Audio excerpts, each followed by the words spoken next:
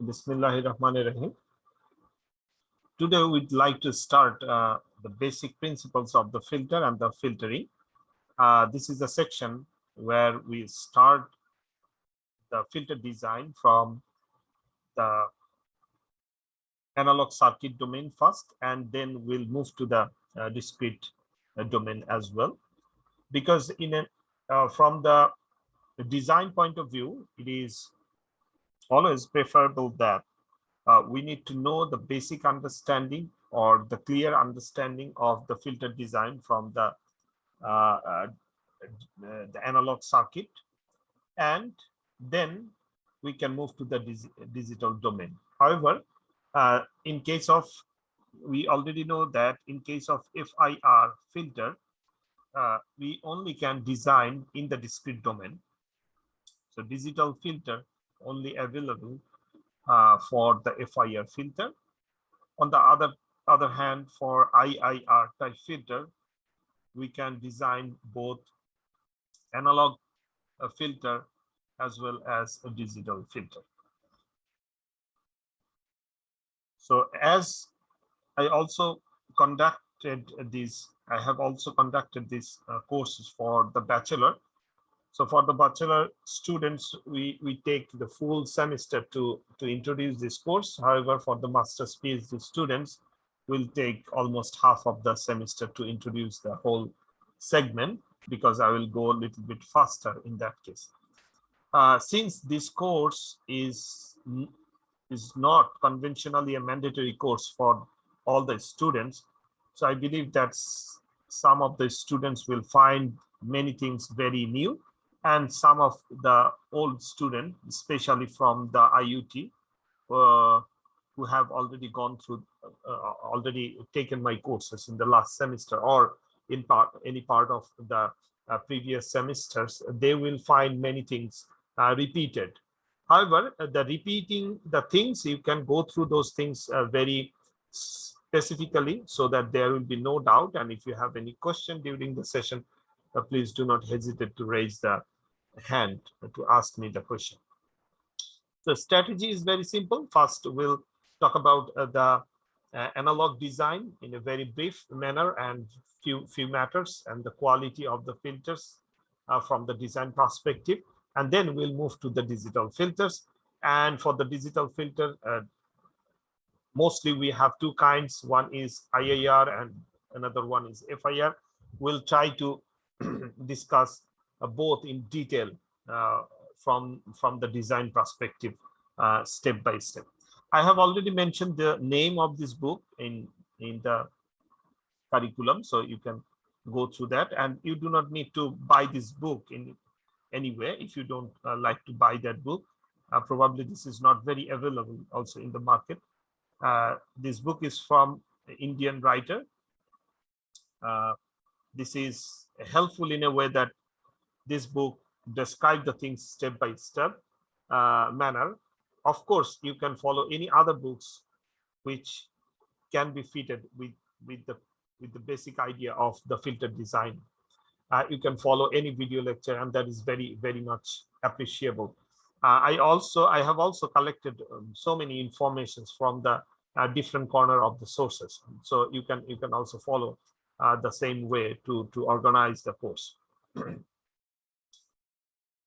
Okay, so at the beginning, we know the names of the categories of the filter in general: low pass, high pass, band pass, and band reject. So we start with the very basic things, so that if we have any doubt from the previous literature, we can exclude those misconcept from our previous studies. Okay, so whenever we are talking about the filter design, of course we mention the frequency response characteristics. The frequency response characteristics is the target. So it has been given to us whenever any problem or any project developed for particular purposes. The frequency response characteristics is the key to design the filter. So step number one, to design the filter is to know the characteristics of the filter we are targeting, and it belongs to the frequency response characteristics. So what is the frequency response characteristics? It is nothing but the magnitude versus the frequency plot. That is the most vital things. However, we have already learned that apart from the magnitude versus frequency plot, we also need to know about the phase versus frequency plot, because we have already found that the phase also played a very important role to reconstruct the signal. In case of any filter design, we have this analog to digital. So if we talk about the analog to digital converted filter design, so we have our xt, the continuous time signal, then xn, then we have this filter, let's say h omega, and of course this is in the discrete domain. And after converting these discrete signals, so after having the filtration, we have our output xn prime, which is actually filtered out the targeted signals and rectify some unwanted signals. So whenever we got this signal, due to the phase lagging or leading, we may have the phase distortion, and that makes the problem. And that is why we always prefer FIR filter for sensitive filtering, and IIR type filter for other sort of filtering. However, of course, we need to put an all pass filter with the IIR filter, so that it combinedly works like a FIR filter. Of course, we have this experience from our okay, let me open Word file.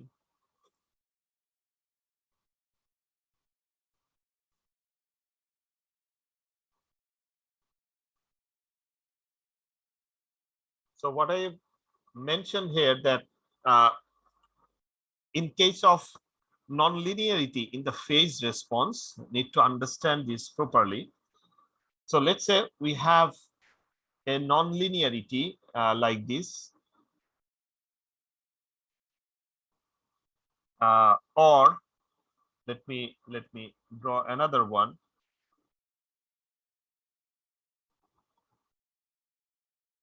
Okay, so this kind of non-linearity we have found. So I'm drawing the phase response phi omega with respect to the frequency.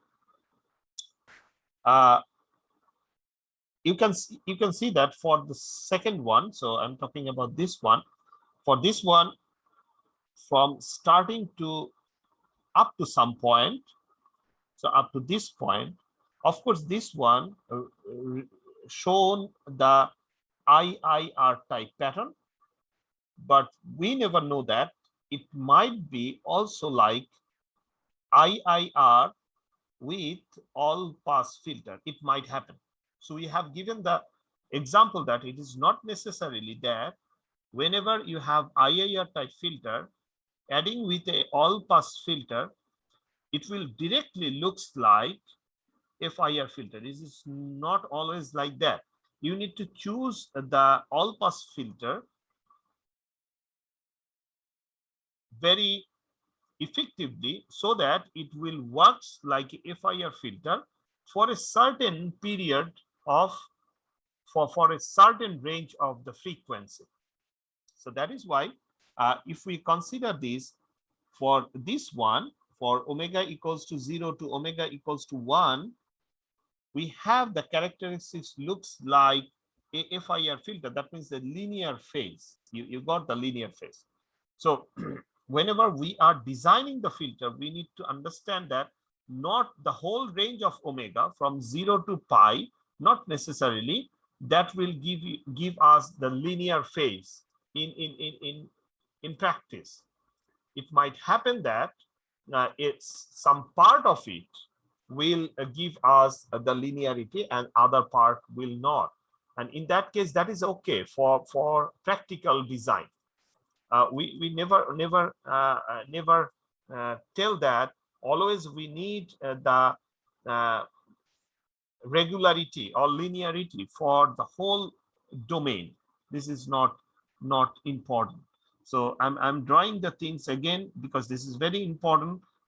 Let's say this is our phase response, and this is by IIR type filter only, and by adding the all pass filter, maybe we have done like that,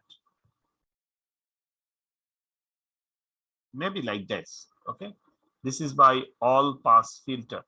Now if you compare that from the IIR and with IIR with combination with all pass filter, we can find very clearly that we got some linear region for the second case, and that is okay. Not necessarily you need a full bunch of full region need to be a linear. That is not necessary. Then what is the limitation? The limitation is you need to fix your highest frequency as omega-1. If you go beyond that range, because you know that what is your input signal?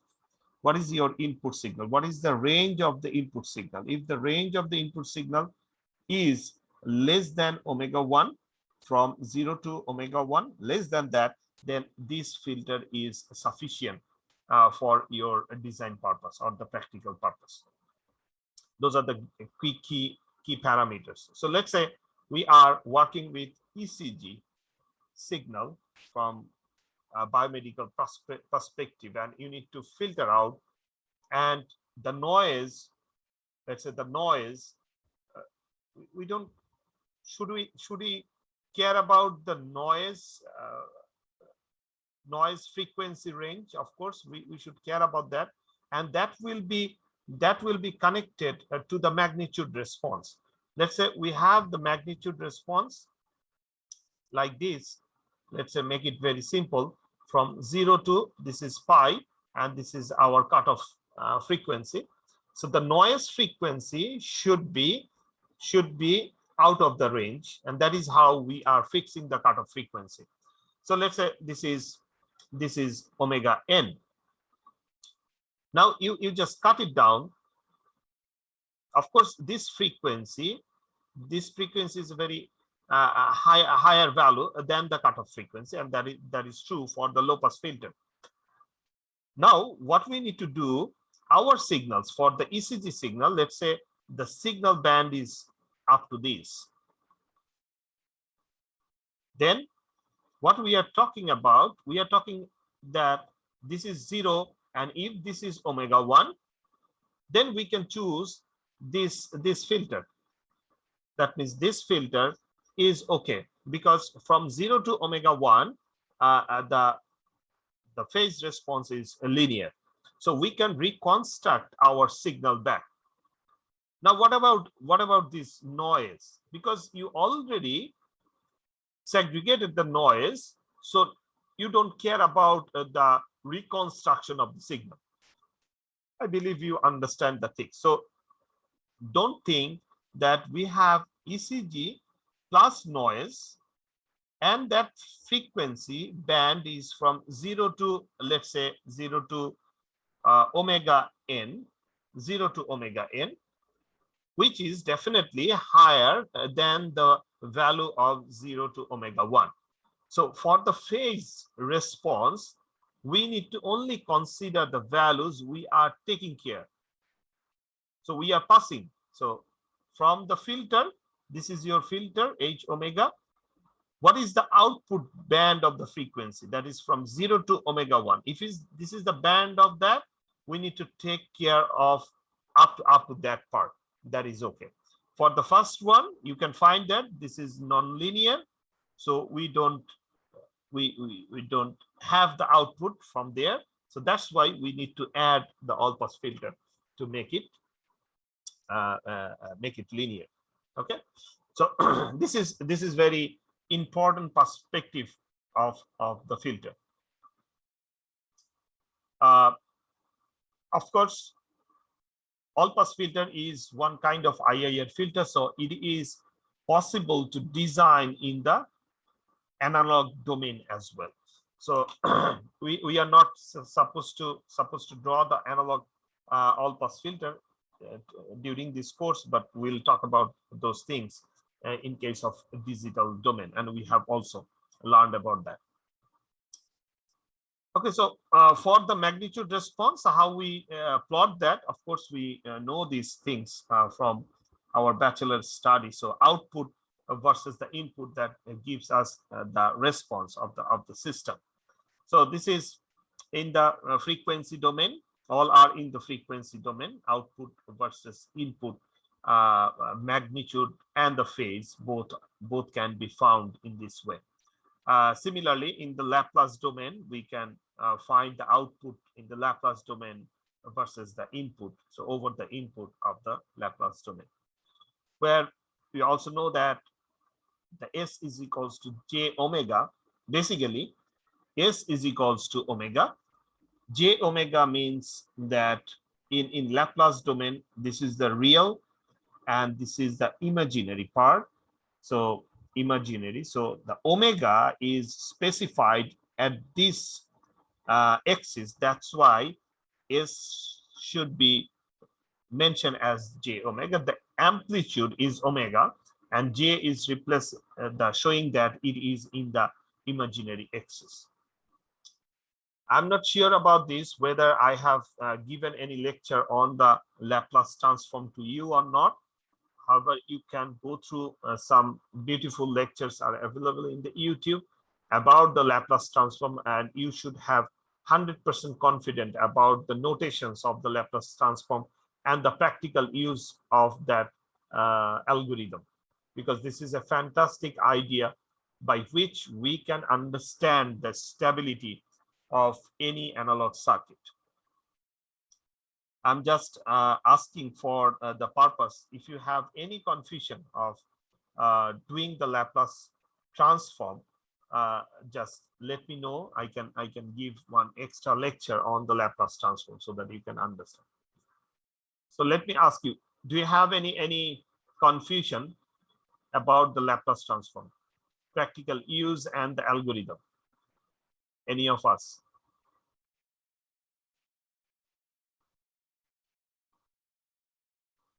Okay, I believe you don't have any confusion. And even though if you have any confusion in your mind, you can ask the question from the Laplace transform. I believe you don't have any confusion with the Fourier transform, because those are the core part. In case of continuous time domain, we are using S domain, and for the discrete transform, we are using Z domain. So you need to have clear idea about the mathematical concept, how the result has been transformed from the one domain to the another domain. This is very important for the understanding. Okay. Okay. So in a very quick consideration, one of our friend asked about the review of the concept.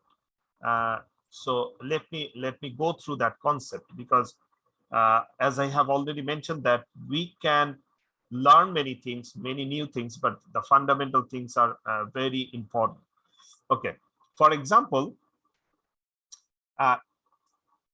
first of all, let me draw one circuit with a very simple structure.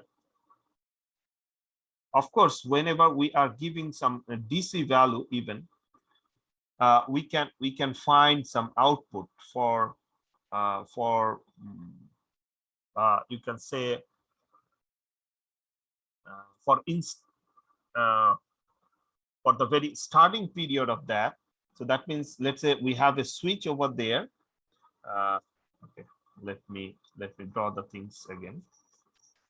We are putting the switch and a resistor and inductor.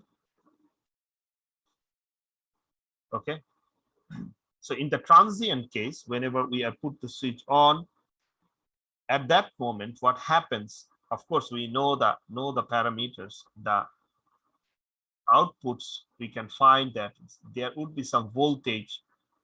Okay, so in this kind of circuit, of course, this is oscillatory things will happen. Let's say we have the oscillation like this, and after that, it might damp down, or it might happen that you have a higher amplitude at the very beginning, and then it will be damped down, and it might happen that it will increase for the infinite values. So this is case number A, and this is case number B, and there is another case which can be mentioned as they are making the constant output. Okay, so you have constant amplitude in the output. So try to understand that case number A, B, and C.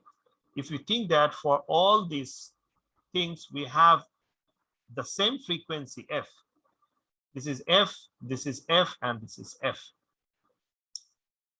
So if you do only the Fourier transform, that it means you have your xt and e to the power minus j omega t integration from minus infinity to plus infinity and dt. That is the integration for all the frequency component. Then what will be the result? So we have done this. What is this? This is nothing but Fourier transform. What kind of output you will find? You will find, okay, let me draw that output here. You will find this kind of output. This is in the frequency domain. You'll find a particular frequency, maybe in the positive, and you'll have the same thing in the negative domain.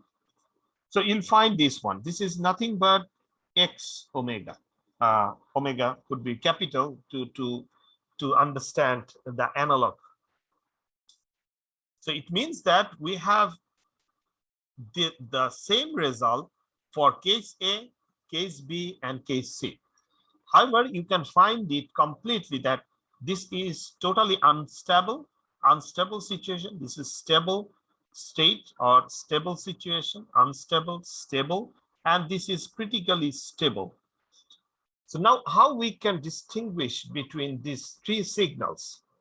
And there comes a new term where we can understand whether this is expanding like this, or it will be stabilized like this, or it will be a constant value. What we can do in case of Fourier, okay, I'm writing the things. Okay, so we have, let's say, xt e to the power minus j omega t. You know the architecture of this equation. So what we are doing, we are finding the similarity between xt and e to the power j omega t, where omega will changes. We are targeting omega equals to 0, 1, 2, 3, 4, all the values are omega, and certainly we are find omega 1 and they are matched with each other. So we have discussed those things in the earlier part of our lecture. And whenever it matches, it gives a higher value, and we do the integration for that value, and after doing the integration we got higher value for that particular omega. Now that will not help us. Now what we are doing, we are multiplying, that means we are comparing with another term, that is e to the power sigma. That means the value, so we are taking s is equals to sigma plus j omega. So we are taking e to the power minus sigma there. Why? Now again, what we are doing, we are matching this known. This is known definitely, e to the power minus sigma, where sigma is known to us. Now the result, we can say this is x, previously that was x omega. Now this is a function of omega as well as function of sigma. Now we are trying to understand this unknown signal with this known signal. Which one is your unknown signal? Let's say the A, sample A, case number A is definitely unknown to us. We do not know whether this is stable or unstable. What we have found? We have found that the frequency component inside this case number A is omega 1. That is fine. Okay. Now, whether the signal is stable or unstable, how we can figure it out? If we are taking this sigma, now we can start the value of the sigma with, we can try the different values. Let's say we are choosing the value sigma is equals to 0. If we choose the value of sigma equals to 0, what will happen? Try to understand. E to the power sigma 0, that means it gives 1. That means it is exactly whatever we have found there. That means this is our unknown signal. This is this is our known signal. Let me draw the things.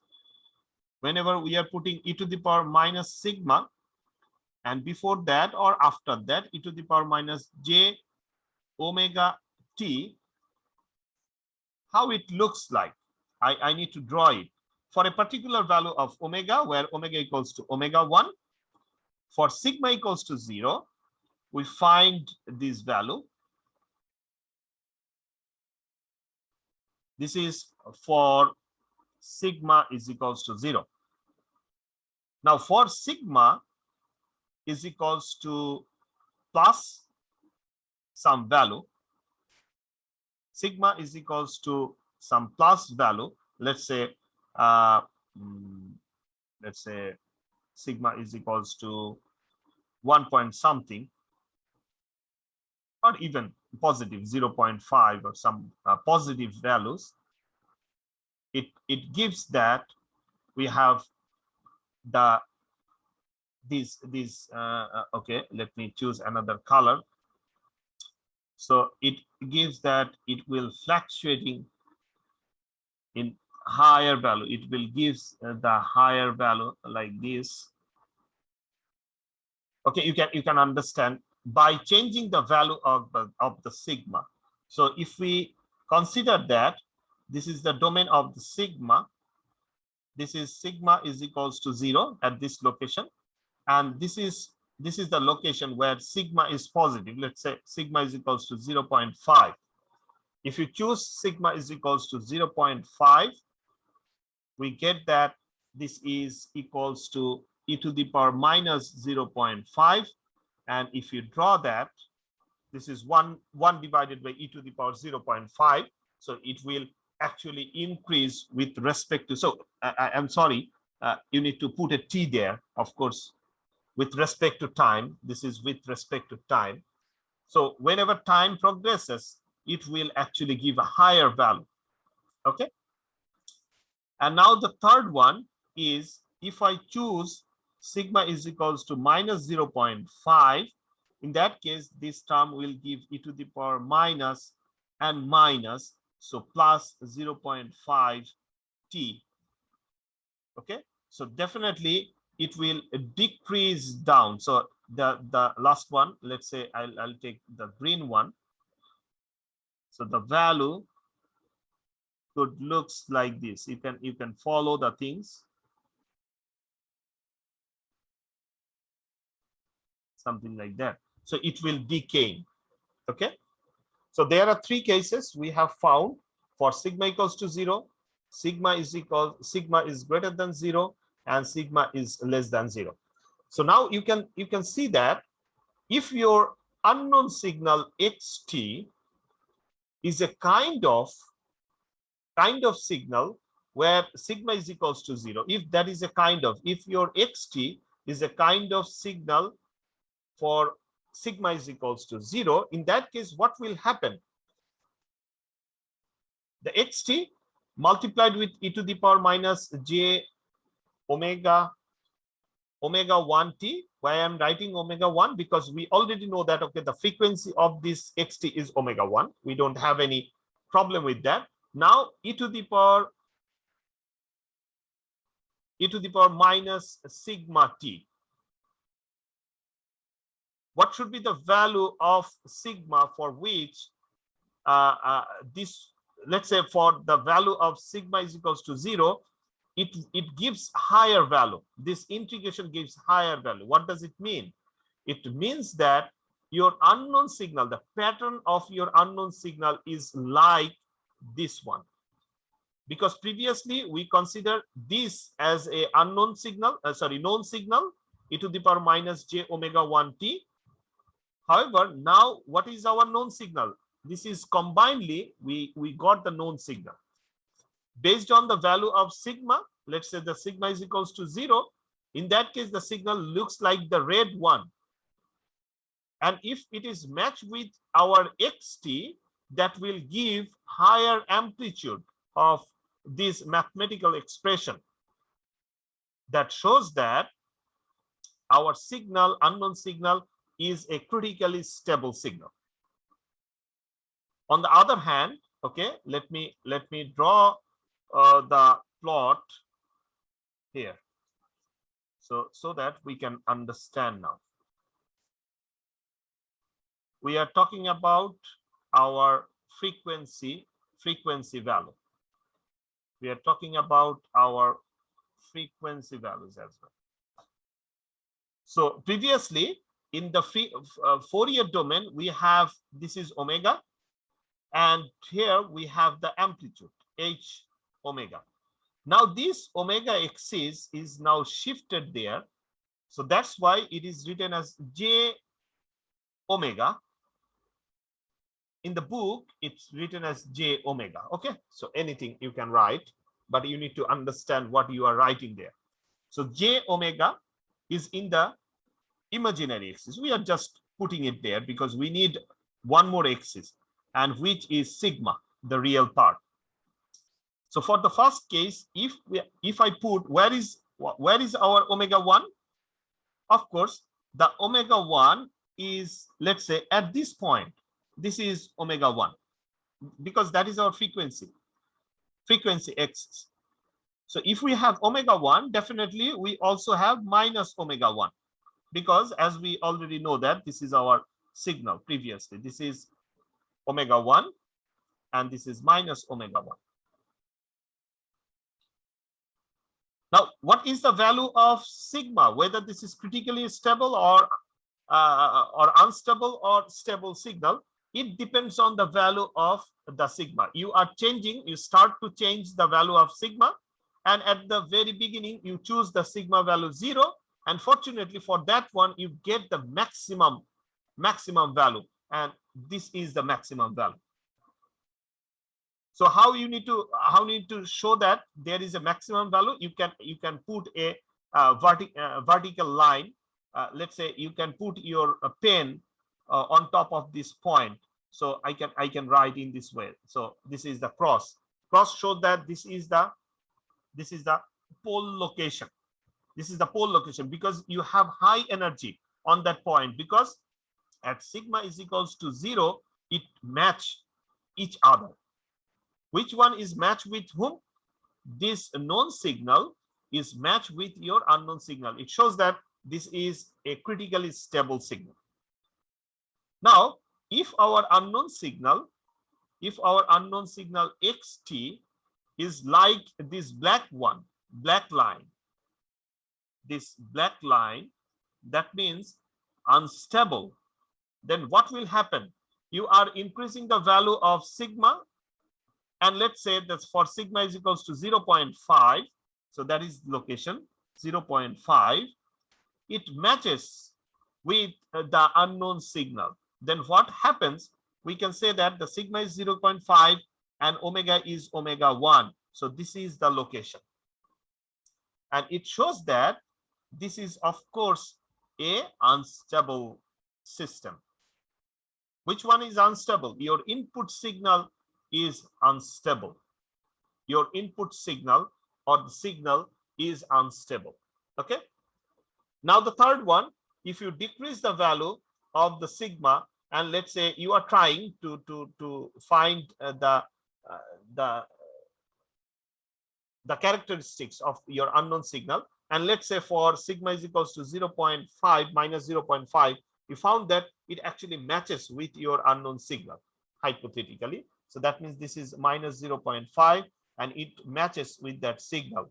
Of course, for the positive direction, you'll find the same thing at the negative direction, because they are the complex signal.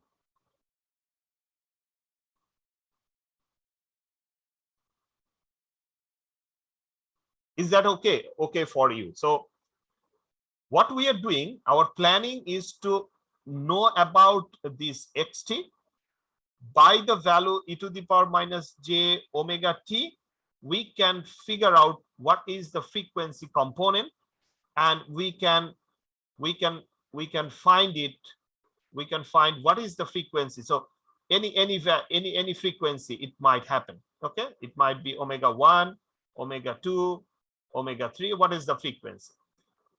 We introduce another term e to the power minus sigma, by which we can understand what is the statistics, what is the characteristics of the signal, whether this is stable or unstable. From these mathematical tools, we can find that if there is anything in the negative portion of the sigma, that shows that the signal is stable, because it actually match with such kind of signal omega t into e to the power minus, let's say, negative 0.3.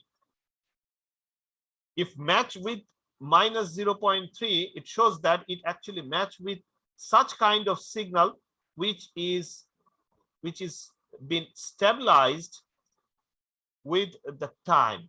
With the time, it will be stabilized. Definitely, this decaying factor basically depends on this value. If you have a higher value like 0.5 or even more, then for 0.5 you can find the line like this, because it will be more stabilized quickly.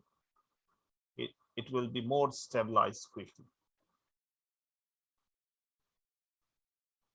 Something like this. So this is for 0.3 minus, of course, and this is for 0.5 minus. So this is how you can understand how stable your system. So let me put one value, and you can tell me the characteristics of the signal.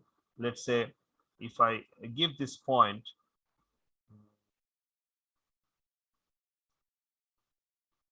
let's say if I give this point over this, what will happen? Of course, your unknown signal, how you can find that unknown signal? You can find the frequency from this. What is the frequency, and whether this is stable or critically stable. Stable, critically stable, or unstable signal? So critically stable. This is critically stable. So that means it will be like this, because at that moment the sigma is equals to 0. If I put the value like there, what will happen in that case? First of all, this is stable or unstable? Stable signal. Stable signal. What is the stability? You can find it by this value of sigma, negative.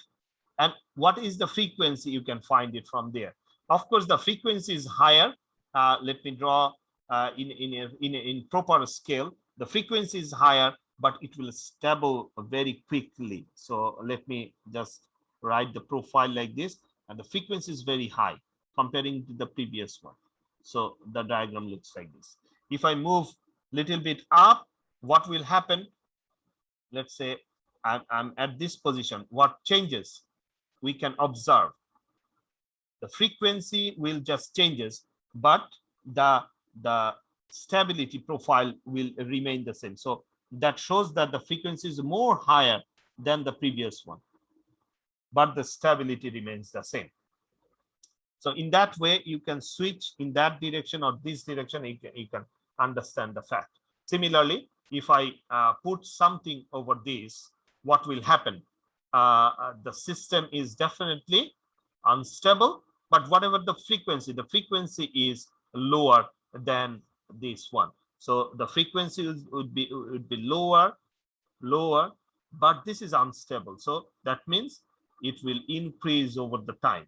Of course, it is increasing over the time. So this is unstable, but the frequency is lower. Let me draw more perfectly like this. But this is very unstable. It should be very unstable because the sigma value is very. So let me draw the profile first. And then we can draw this instability. You can see this instability. Now the question is, what happens if we make the things like this? Can you draw that? So if I put a cross over there, so that means this is what? Can you draw that?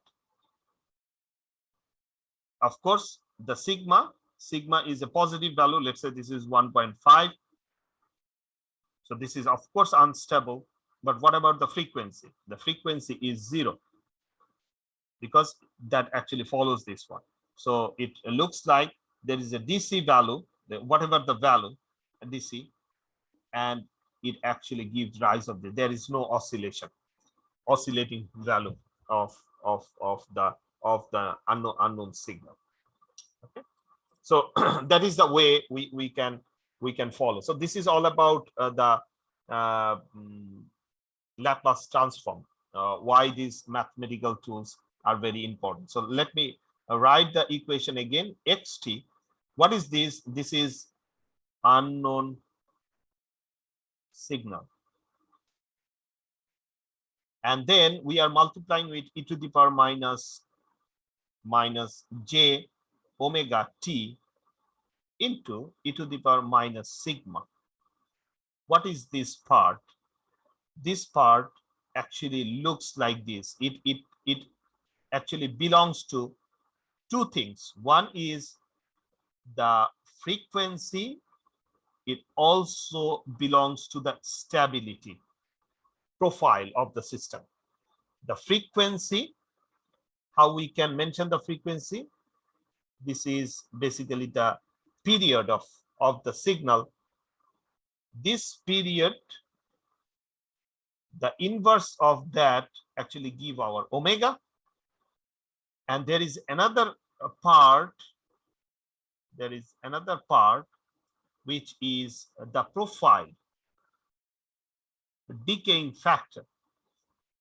Another part is decaying factor. This basically came from the value of this sigma. I have drawn these red lines. I'm asking very specifically to all the students of my class. This red line, the red shape, whether this is known to you or unknown to you.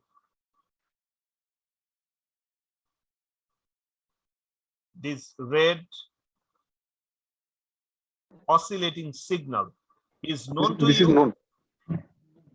This is known. Any other observation? Of course, this is known and very appreciated of your answer.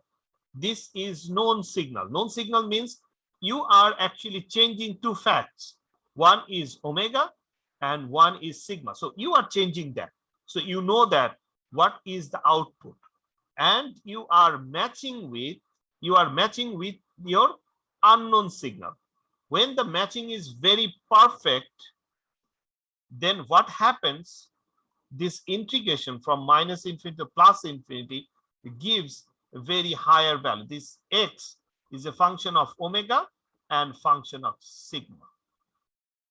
Altogether, what we are doing, we can write in this way: minus infinity to plus infinity xt e to the power minus j omega t. So I should write t here. Okay, always forget that. The sigma t and dt. From there, what we can write together. So we can write in this way. Let me erase the things. Minus j omega minus plus sigma all together with the t. And here this term, this term is known as s. So that's why we are writing in this way: minus infinity to plus infinity xt e to the power minus s into t dt, and in the x, because now we are putting s and this is a function of s. So what is s? S is nothing but omega j omega plus sigma. Whenever we are talking about only the frequency component, then we can talk about this is equals to this. Whenever we thought that, okay, we are not considering the sigma, let's sigma is equals to a positive value 1 or a value sigma is equals to 0. If you thought that sigma is equals to 0, not 1, in that case we can put s is equals to j omega. What does it mean sigma equals to 0? That is critically stable for a particular signal and system.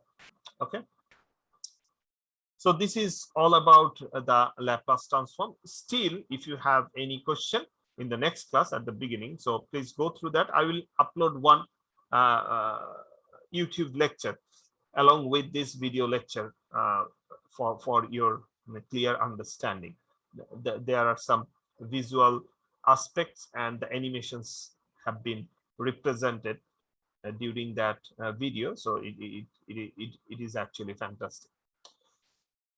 Okay, now moving forward, for different kind of filter, these are very known to you, how to show the band of the low pass filter and the high pass filter, the response of the band pass filter and the response of the band reject filter. So you can go through this with a very low effort. You can understand each and every part of this. So of course, whenever we are designing the filter, we need to understand the pass band, specifically what is our cutoff frequency, what is our attenuation band, and what is our pass band, this kind of information. So whenever we start designing some filter, we need some specification before designing those things. Okay, let me start with a practical first order RC low pass filter. So this is a low pass filter, no question about this. We can justify this is the low pass filter in different manner. If we do the circuit analysis by using the KVL and KCL, we can find that this is our input and this is our output. So we need to, these are the steps always we need to follow for the circuit analysis. Whenever we got the input and output, then we can find the response of the circuit. So the response, this is in the black box, the response of the circuit, how you can find by putting the input and output. If you can find the input and output, then that will show the response. Otherwise, and this response actually been followed by the other input parameters. So we have found that the equation looks like this. Okay, this is the final equation where we have made omega c is equals to 1 divided by RC. RC is in general not CR. RC is good enough to represent the equation. So this is the cutoff frequency is equals to 1 divided by RC. Now the question is, not always you found a particular format to represent your cutoff frequency with such kind of terms, omega c is equals to 1 divided by RC. it is very rare in practical life. When you are when we are talking about the circuits with a simple resistor and the capacitor, that is good. But whenever we have a very complex circuit, number one, or a system that represents a filter, for example, you have let's say you have the tissue. In case of tissue engineering, let's say this is a hand, part of the hand, and this is the skin. And now you need to understand, you are putting a electrode there, and on the other part you are putting another electron in the electrode, the other part. And now you need to understand what kind of filter is this. Okay, human body, a part of the human body, what kind of filter is this one? Then it is not possible to represent it with some kind of RC parameters. Then what you can do, you already have this one by using input and output. Let's say you have the value of the input and output by which you already have H omega. Then what is the next step? You need to plot it with respect to omega. You can plot it, practically you can plot it. And by plotting that, you can find where is your cutoff frequency. And that is how you can find the cutoff frequency.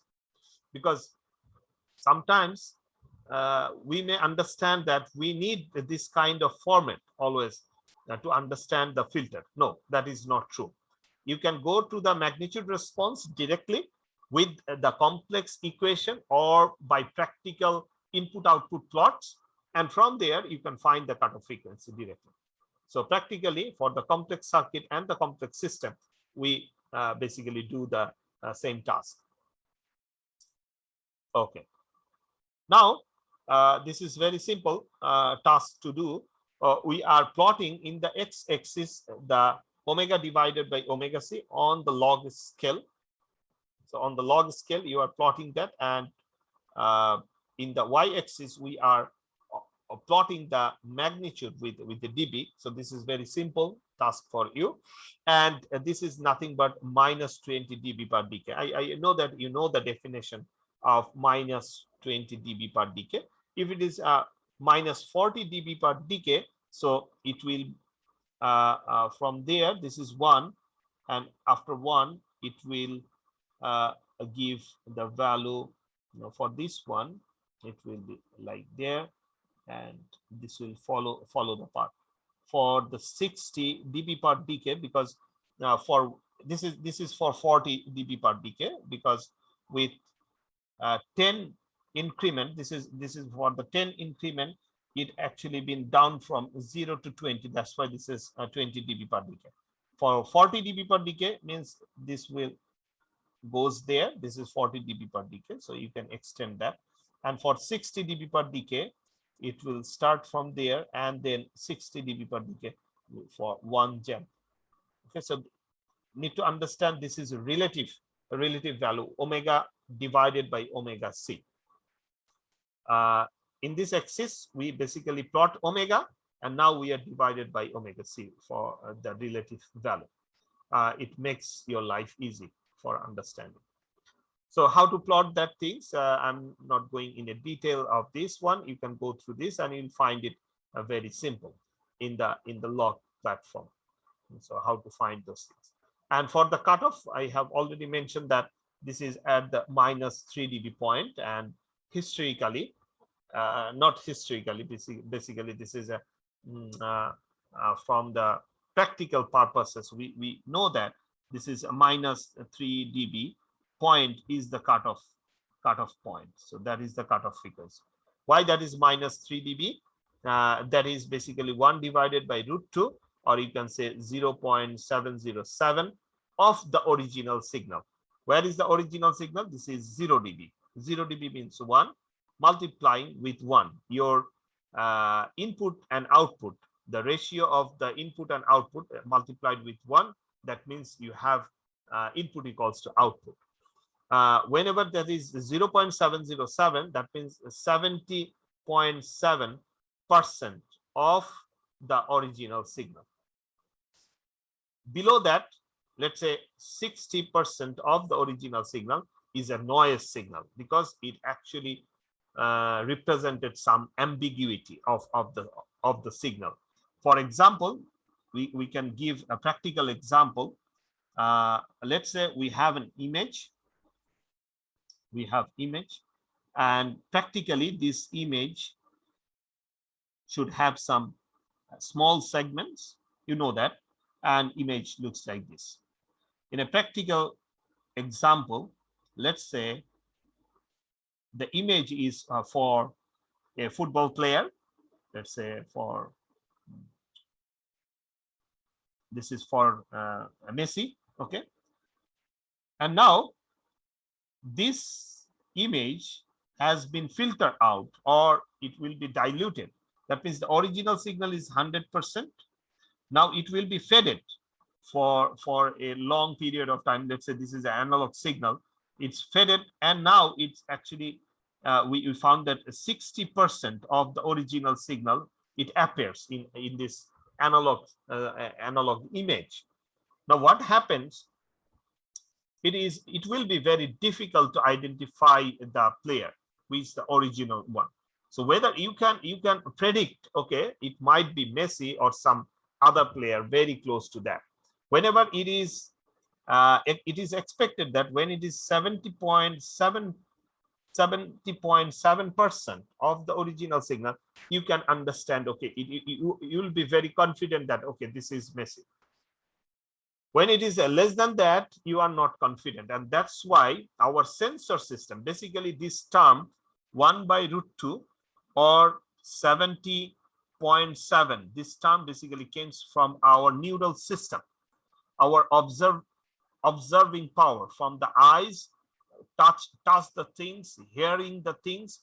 So we can observe the things up to 70.7% perfectly or confidently. After that, it might looks like a different things. For example, a very simple example is like 3. Definitely it looks like 3 to you because it is the original signal. But if you are just moving far away from this screen and you are extending the things more and more, in some point of time, maybe it will looks like it maybe looks like 8. And you can justify that. So justify that point. So what is the original signal and how much deviation you need to make the things puzzle, and you will find that our sensor system basically works with this terms or the 70.7%. It is not necessarily it will be perfect for all the people, but this is in general. So that's why this is the term, the cutoff point basically come from our sensor system. Okay. Then we just taking care of that previous equation we have already derived earlier. So this the same equation, and we are prolonged with that here. This is for 20 dB per decay. We have mentioned it there. And let us consider they are making the previous equation and putting the value S is equals, so previously it was omega, now j omega is now converted to the value of S, and now we are simplified the equation in the Laplace domain. So very simple task we have done. Now practical second order filter, you can understand that we have two nonlinear parameters here. We have inductor and the resistor here, inductor and the capacitor. Resistor is basically a linear with some specific condition, but inductor and the capacitors are the non-linear things. Whenever you have one non-linear parameters in equation, that is a first order equation, we know that when you are introducing two of those, this is a second order equation. And this is also second order filter. That's why this is also known as the second order filter. So you can do the mathematical calculations or circuit analysis, and you can find at the end this kind of equation. And from there, just replace the value of R and C, just reorganize the things with the value where we put that omega C is equals to 1 divided by root over LC, where omega C is the cutoff frequency. If we put the omega C is equals to 1 divided by root over LC, or replacing the value of L and C, we got this kind of equation. And if you closely look at this equation, what we have found that we have power 2 in the denominators, which shows that this is the second order equation, second order filter. Please keep these things in your mind, how we actually justify the filter. First of all, we design our analog circuits with specific target. That means we are introducing one inductor or one capacitor, and then we derive the circuit. And then we found that the power of S is 1 in case of first order filter. Whenever we are introducing inductor plus capacitor, that means the second order things, we present the circuit and we analyze that circuit, and we have found that the order of S is now 2. That way we have proven that the order of S actually represent the order of the filter. If somebody asks you how you know that this is a second order filter, you can't actually find it by this equation without the proof. The proof is, yes, first of all, what you need to do, you do not need to go back to the circuit. What you need to do, you need to draw the magnitude response. And if you found that the magnitude response is of minus 40 dB per decay, then you can say that, okay, this is second order filter. And that's it. Now the second order filter might have the inductor and capacitor in this way for the low pass, or it can be in the vice versa for the high pass. But in that case, of course, it will goes in the other way for the high pass filter. But we have two nonlinear parameters in the circuit. That is how you can prove your filter order. So this equation, and from that equation, you need to draw your magnitude response to justify the order of the filter.